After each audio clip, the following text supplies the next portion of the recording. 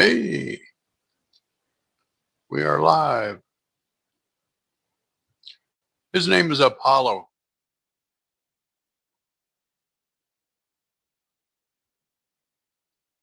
So today we're going to talk about Ukraine and the Ukraine war. So today we're going to talk about Ukraine.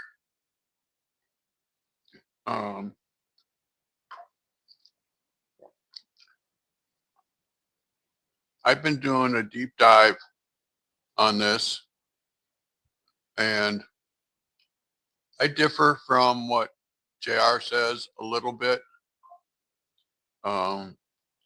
This actually started back when Obama was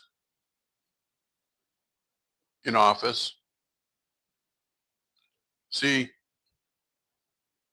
when Russia attacked Crimea, that was the start, because Obama did not push back on them, said, well, it's just, and stupid Biden even said, well, it's it's just a little island. No, Crimea was Ukraine's port, one of them, and they would take their see, Ukraine.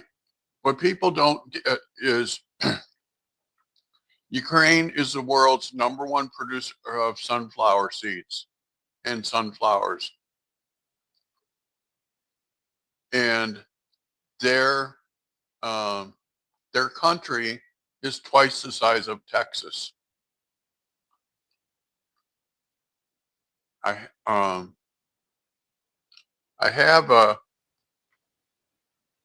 I had a map that I was working on, but I didn't get it done in time. So I'll post it on my X account later if you're on X. Um, in the Donbas region that everybody talks about, oh, it's this great big region. It's this little tiny spot in the lower left side of the map, and it's never been part of Russia. See what in 20, I think it was 2014, I read that there was a war between Russia and Ukraine. This is before Zelensky got in office. And Russia overtook that section. What Putin does when he goes to war, he kills everybody, and then he puts Soviet citizens there that speak the Russian language, and then he says this was always part of Russia when it wasn't. That's how evil he is. He kills the people. He takes their children, puts them in, quote, re-education camps, which brainwashes them to hate their parents, to hate what their parents stood for. It's just evil. The man is just evil. And see, along where JR put that red area along the south, that's what Russia wants, to create their land bridge so that they can go from Russia through the land bridge over in and attack. The countries over there are Moldova, Hungary, Poland, and there's one other country. And see, if he establishes that land bridge, then he will take over all of them countries, because he will have a route to go from Russia through the lower edge of Ukraine over in and attack all them countries. That has been his goal all along. He wants the former Soviet countries back. And he said he will do anything in his power to get them back. Now, something that's interesting, and there's a phone transcript of this. When President Trump first got into office, his second day in office, Putin called Trump and said, "I'm taking Ukraine. I want it. I'm taking it." Trump said to him, "You step 1 foot inside of Ukraine, I will level Moscow," and hung up the phone. That whole 4 years that Trump was in office, Putin did not march on Ukraine. When Trump lost in 2020, that's when he started building up troops along the border. And when Biden got elected, that's when he invaded, because he knew that Biden would would not do nothing. And see, another thing that goes back to Putin's pattern, look at the war between Russia and the country of Georgia. Country of Georgia wanted their freedom. Putin went in and killed everybody and then put Soviet citizens in as their population. And it's just scary how that Putin thinks that he can just march and take over countries. You know, when he started this, I said, he's today's Hitler. He thinks that he can just march and take things over, and then it's his, and keep going. And while people think, oh, well, you know, he doesn't have the people. He signed an agreement last week with North Korea for North Korea to provide their soldiers to fight in his war. And that's why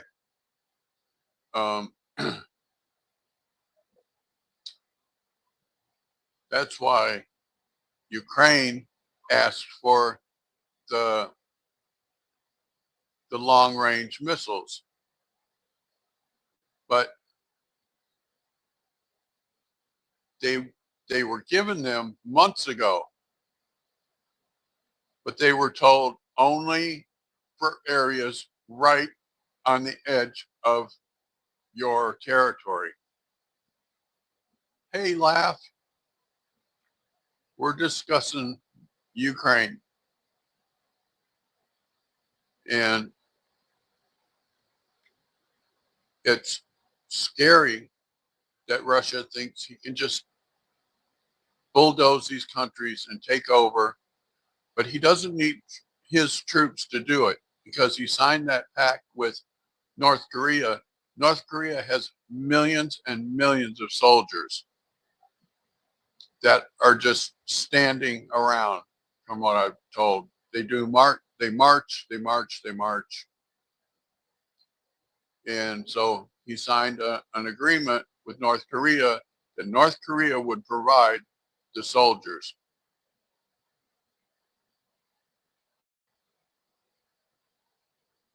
Right. Crimea was part of Russia in the 50s, but it was given to Ukraine.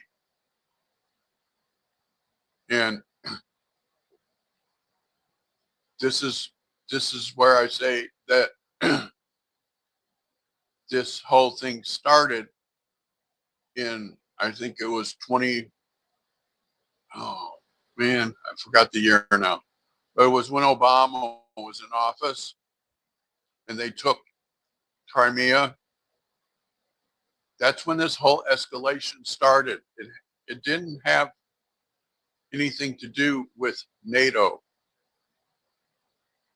See, NATO has always said that it was for European countries and the European Union countries.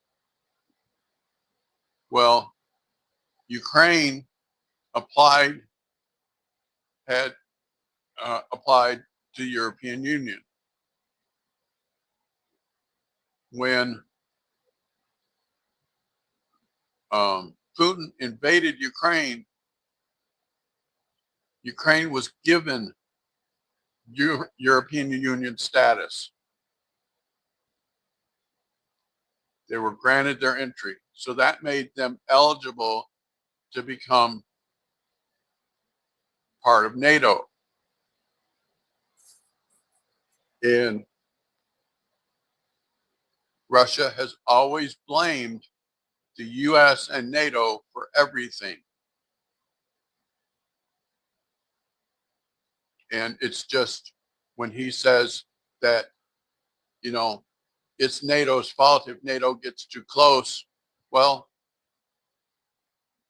him invading Ukraine had the opposite effect because there was 3 countries, Switzerland, um, Finland, and I think Norway all joined NATO.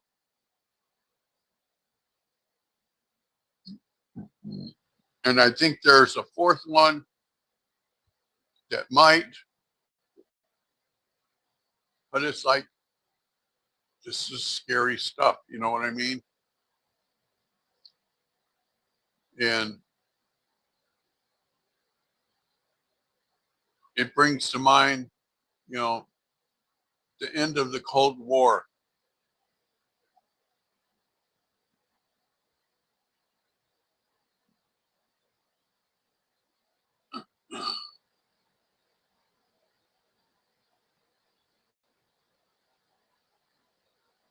Right.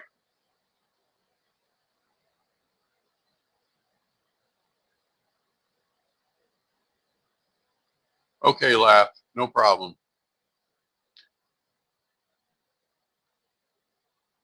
Yeah.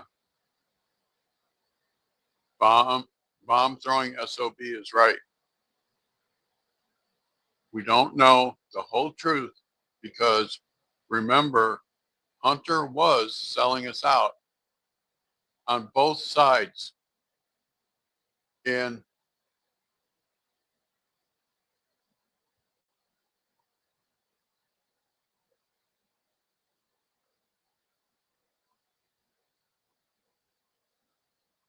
right, you know, Russia and China are now friends because of Biden. Biden drove them together. See, one of the things that we never wanted to allow was for Russia and China to become friends. And by Biden's incompetence and how he was handling the beginning of Ukraine, it drove them together. And they said, yeah, we'll support each other no matter what.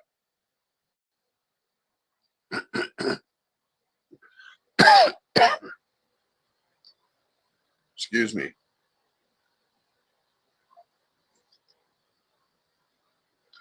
But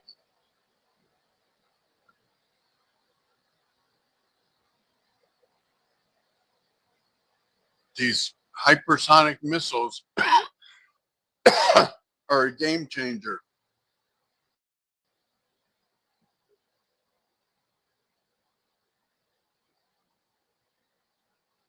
No, that I did not hear about. I know that um,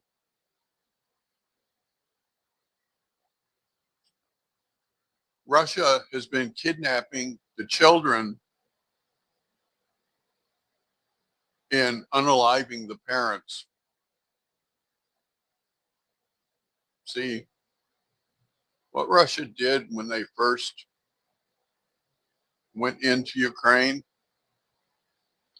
the soldiers went town by town and arred the women, held the husbands, made the husbands watch, and then drugged the husbands outside and tortured them and made the woman watch And then when they were done torturing him, they unalived him in front of her and then unalived her in front of the children and then took the children captive and sent them back to Russia.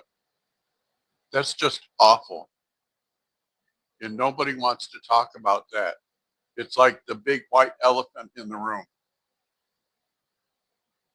that, you know, the way I look at it is Putin is evil. That's the only way to put it. You know, how else would you put it that you would invade a country, are there women in front of the husband, and then execute the husband in front of the woman and then execute her in front of the children? That's just evil. It's plain out evil. And Putin is KGB through and through. And while there are rumors that he's dying,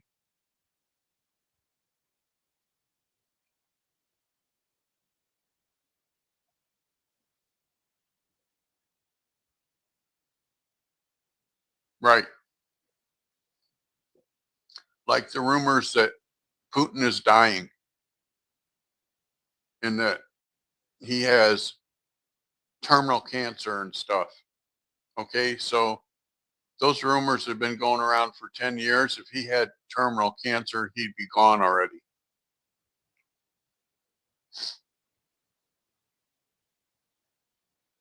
It's just scary the times we live in, right? And it's just a shame that we have in place a administration that has let terrorists just walk through the southern border, and then a patriot like Tulsi Gabbard, they put her on the terrorist watch list. She's a current lieutenant colonel in the Air National Guard. She has a security clearance. And it's like I was telling JR yesterday that a true statement meets with all leaders.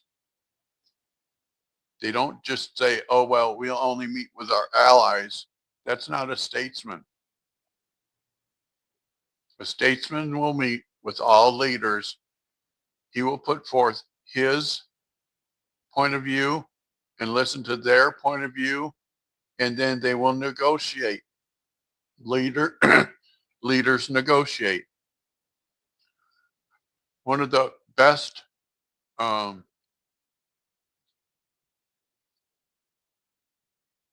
yes, you know, when I watched her speech on Veterans Day, it gave me new, deeper respect for her. For have to sit and listen to roll call and then call her friend's name 3 times that she knew had just been KIA'd, and that she is emotional about it now because she's describing the hurt and the pain that she felt, knowing that her friend could not be at roll call, but that they had to call her name 3 times to mark her down as killed in action.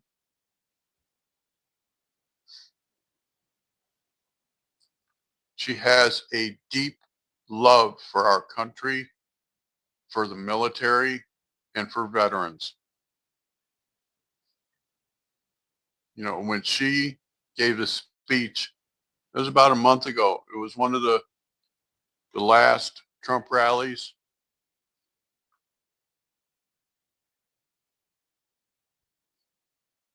And she was talking about Kamala in the forever wars. And she got so upset. She said, Kamala doesn't care about the military. She thinks our young men and women in blue are just cannon fodder for the enemy. And then she looked at the camera and said, how dare you? How dare you do this to my brothers and sisters?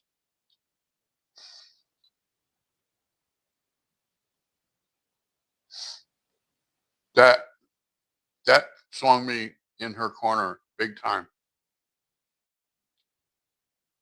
because she was showing how that she loves this country and she loves our men and women in military.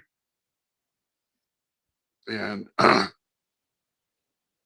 get emotional when I talk about that because it shows that the Democrats don't care about the military. You know, I've said for a long time that the Democrats hate the military and they use them for forever wars to try and diminish our country.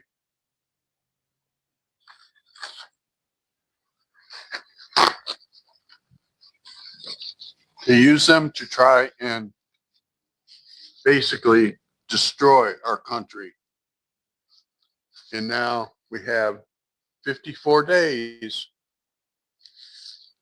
until Trump takes office. I think it was 54 that I saw. But the other topic that I want to talk about is Trump's cabinet. Okay. And especially the Matt Gaetz, Pam Bondi thing. Pam Bondi was the plan all along. I've read numerous articles that said that when, and this is why I say that.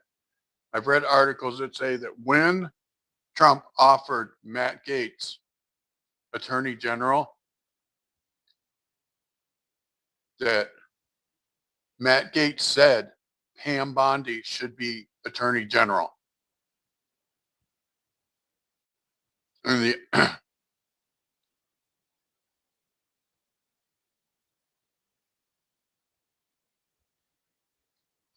and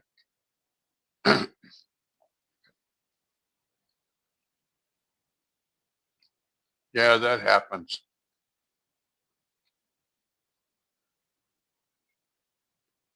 Um, so Matt Gaetz was not required to resign from Congress immediately. He does not have to resign from Congress until he's confirmed. And he said over the weekend, he said that he's resigned from the Congress, from the 118th Congress, and that he will not serve in the 119th Congress, but he will be serving from another perch and that he will be in Trump's corner all the way. So I thought, I wonder what perch that is. There's been rumors for years that Matt Gaetz wants to be governor of Florida. But I think that it was a Trump chess game. He put Matt Gaetz out there to see who the enemies are. And when they came after Matt, Matt withdrew and Trump was like, okay, you didn't like him. Here's Pam.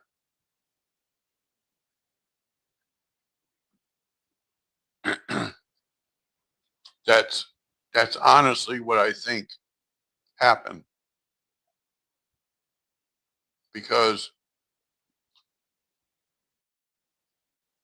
it's too bizarre that Charlie Kirk, who's been friends with Matt Gaetz for a very long time,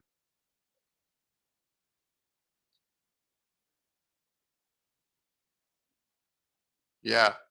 Um, what I heard is that he's going to be working with Elon and with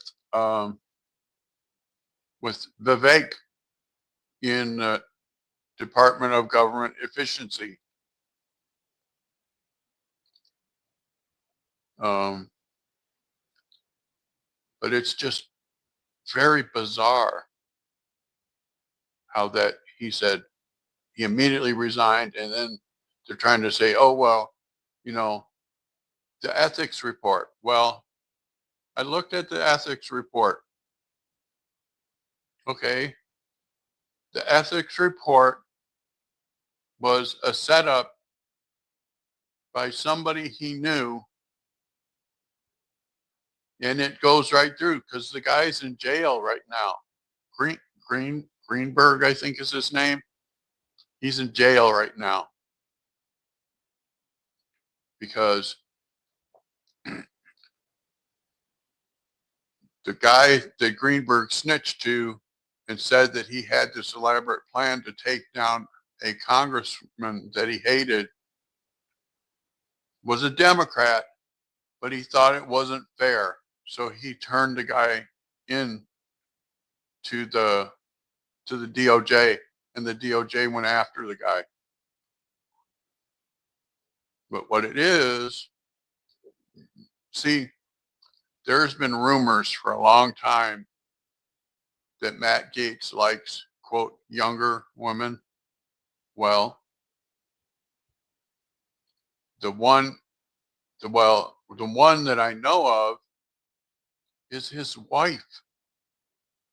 He found out that she was a minor and they got married 2 years later. That's the one that I know of. That's the only one that I know of. And the quote S parties, I have to be careful. Those were, and S trafficking, that was all being done by Gates's law partner. This is stuff that was investigated like 10 years ago. And see, with this stuff, I think that unless it's unaliving or something serious like that, I think the statute of limitations should be 5 years. And if there was no charges filed, it should be off limits. They should not be able to bring up stuff that somebody was never charged for, because nobody's perfect. We've all got flaws. We all have flaws. And to go back, like with the whole Trump trial in New York, okay, now there's reversible error there, because Trump's attorney, Todd Blanche, told Mershon, look, the stuff they're wanting to use is potentially privileged information. And the judge listened to the prosecutor and moved forward anyway. Now, the Supreme Court said anything that Trump does while he's in office is privileged.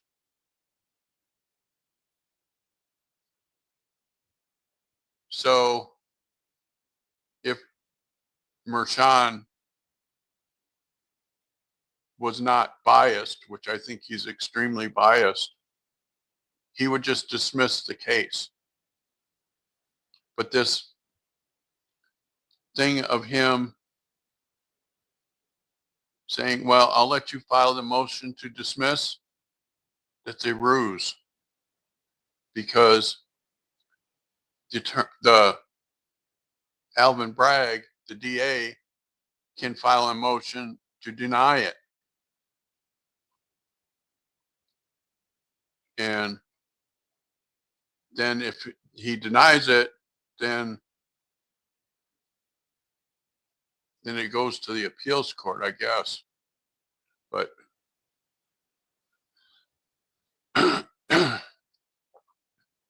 it's all a bunch of BS. And people are ready to jump on the train. Oh, he's going to letting him file a motion to dismiss. It's going to be dismissed. I don't buy that for a minute. I don't buy it, because this is the same jail that, or judge, that Alan Weisberg, this Trump's 72-year-old accountant with no prior history, this judge put him in jail for 7 months at Rikers Island.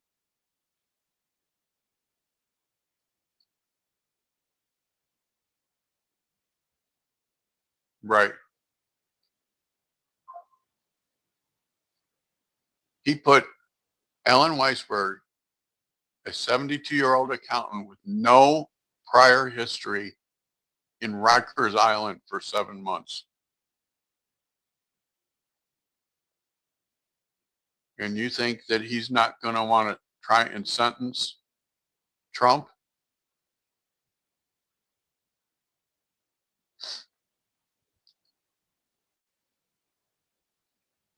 He said he put a delay on it indefinitely, but we'll see what happens. You know what I mean?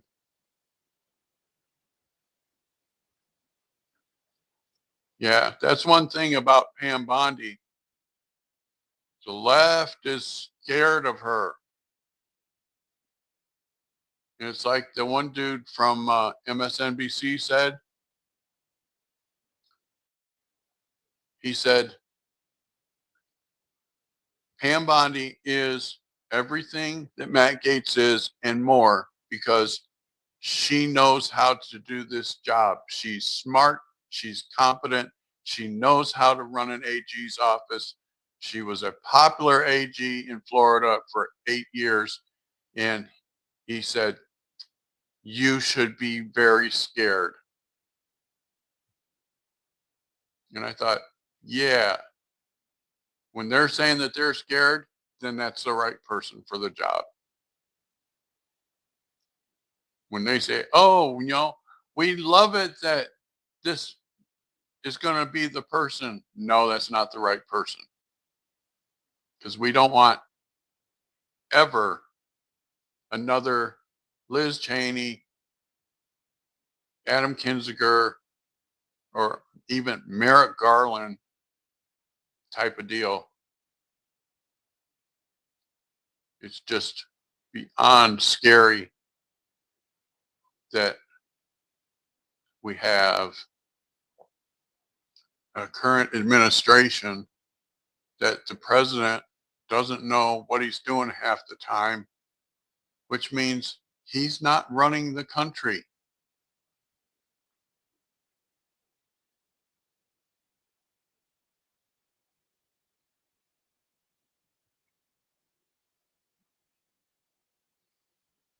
Exactly.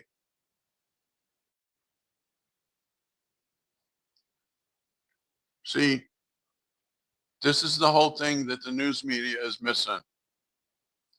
Trump is not about revenge or retribution. He's about righting wrongs. That's not revenge. It's not revenge to say, okay,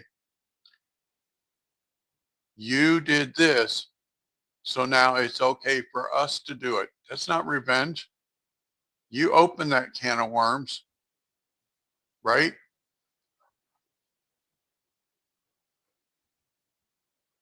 they open the can of worms. It's like spilling the toothpaste out of the tube. You can't put that toothpaste back in, right? You cannot put it back in the jar, or in the tube rather. Yes. And I saw this morning. Actually, I saw part of this last night, and then I saw another interview about it this morning, that 48% of Democrats want Kamala to rerun in 2028. And the interview that I watched this morning, they said, well, then that means that they didn't learn their lesson and that they're going to lose again. And I was glad to see who he put as um, Secretary of Agriculture. It's a girl that worked for him for the comms department.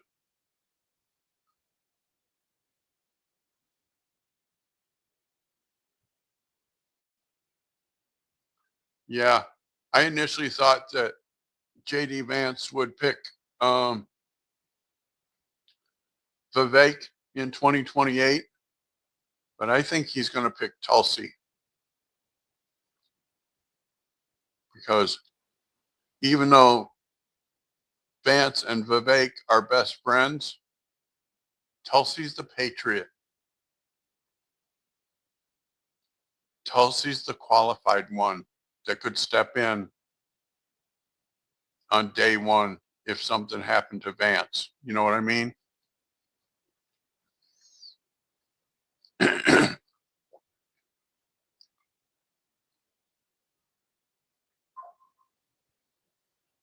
Yeah.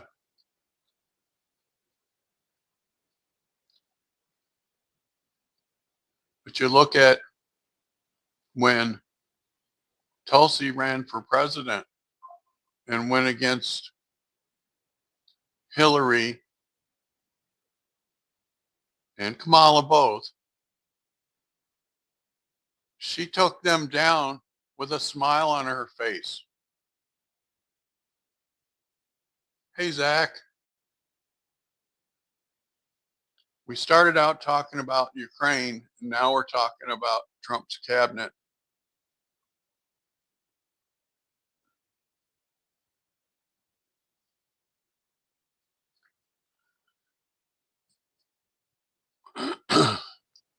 But it's,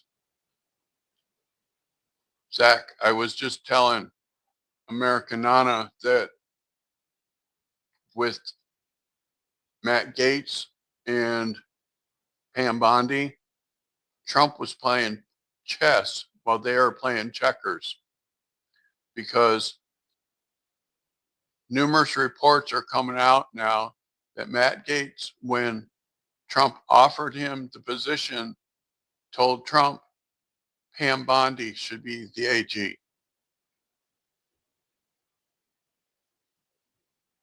And so the plan, from what I understand, was that Matt Gaetz would flesh out the enemies, and then Matt Gaetz would withdraw, and he would put up Pam Bondi. And now the left on MSNBC, they are freaking out because they viewed Matt Gaetz as a troll. They said he's the ultimate troll. But Pam Bondi knows what she's doing. She was a popular AG of Florida for 8 years. She's been at Trump's side. She, you know, and she's competent, she's smart, and she knows what she's doing. And also, she hates corruption. She is the one that found out about,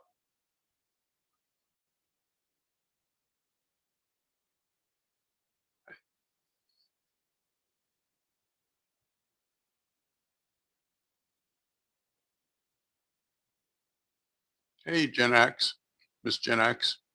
Well, you're welcome. You're always welcome here.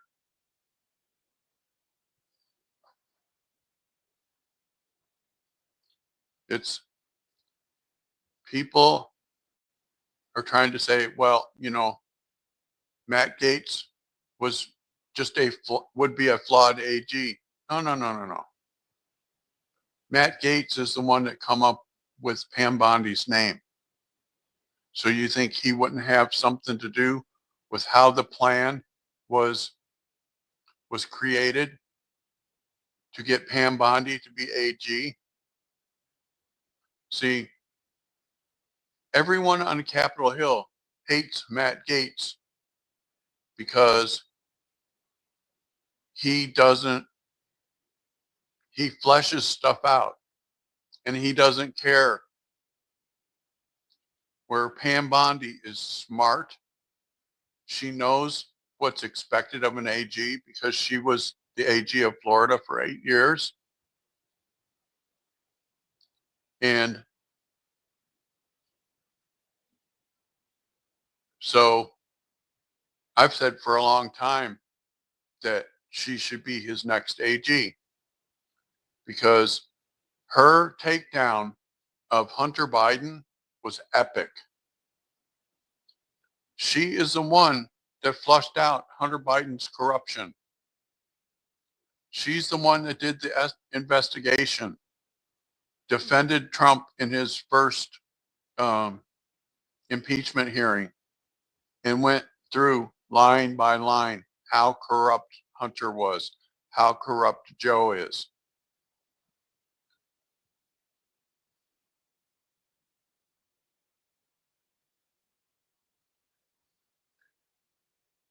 So you think that she's not going to hold back from going after corruption within the DOJ when she has been stating that the whole place needs to be cleaned out? We need an AG that will go in there and just clean house.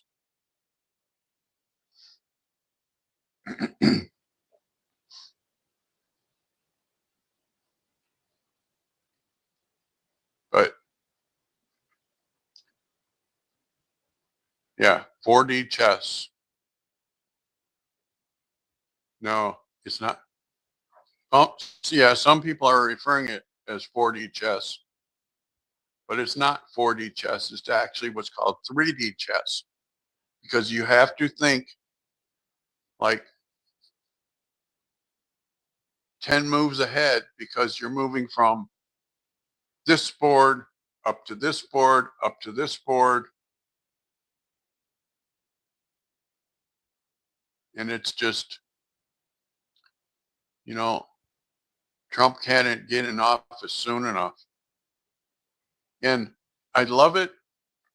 The mainstream media has been saying, oh, well, he's rolling this out too fast. He's not letting the FBI do the vetting.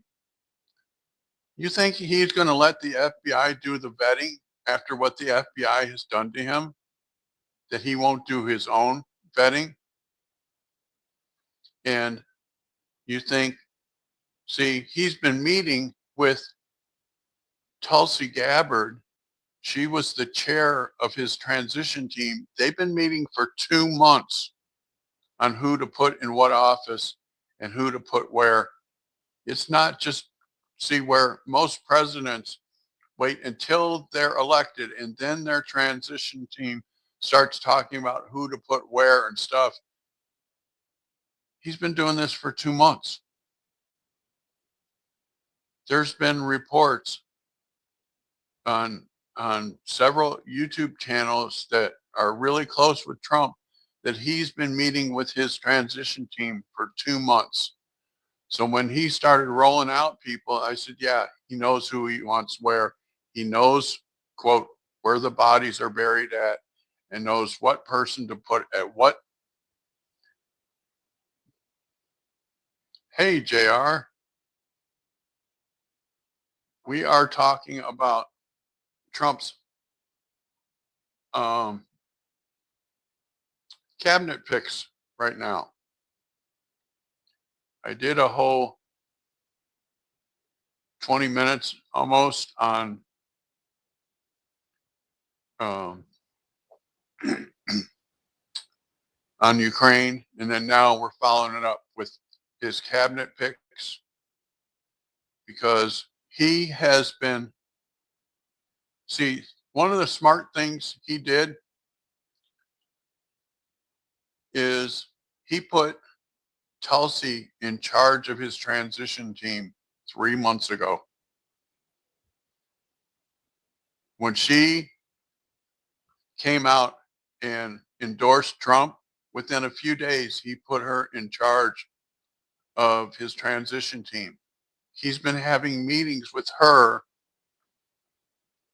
and others for 2 months on who to put in what office and who will get confirmed right away and who to, who to do this and who to do that. Tulsi said when he has a meeting, he has 14 individuals around him. And he doesn't ask a question of this guy and listen, this guy and listen.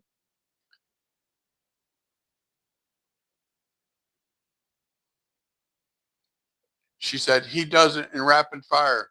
He says, what do you think about this? What do you think about this? What do you think about this? She said, and then while you're talking, he's sitting back listening because he's gotten all of his questions out and he's listening to what each one is saying. I don't know of any other president that has the capability to do that. I honestly don't. And he made the announcement yesterday that there will be no more Trump rallies.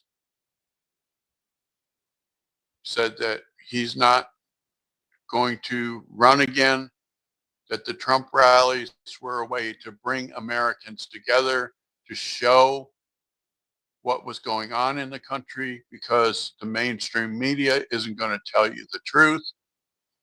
And he said, now that I'm going to be in my last term, we don't need to schedule any more Trump rallies. And some of the announcers at Fox were actually sad. They said, hey, we enjoy going to the Trump rallies.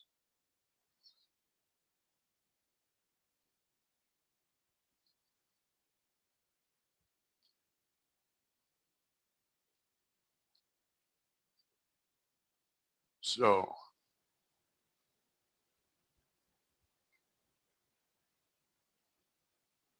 well, we've been going at this for almost an hour. Um, I'm going to put the horse back in the barn right here. But this has been, one of the most uplifting election results that I think I've ever seen. And the fact that the Democrats have not learned.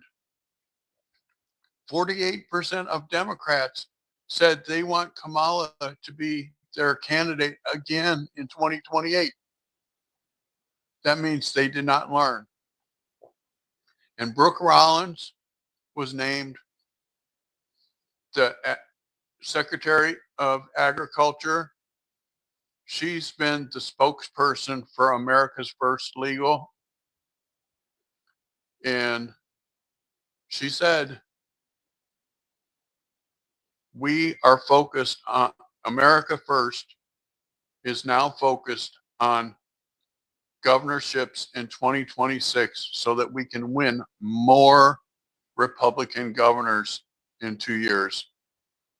She said, we are not going to sit back and let them just come back at us.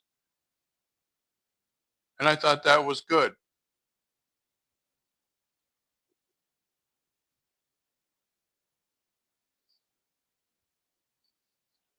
Well, you're welcome, Miss Gen X. You're welcome here anytime. Tomorrow will be a video on YSL trial because closing arguments start tomorrow. So I might be a little bit later, but when I do the scheduling tomorrow, I'll put the time in. All right. Thank you, everyone. It's been great talking to everybody. Have a nice night.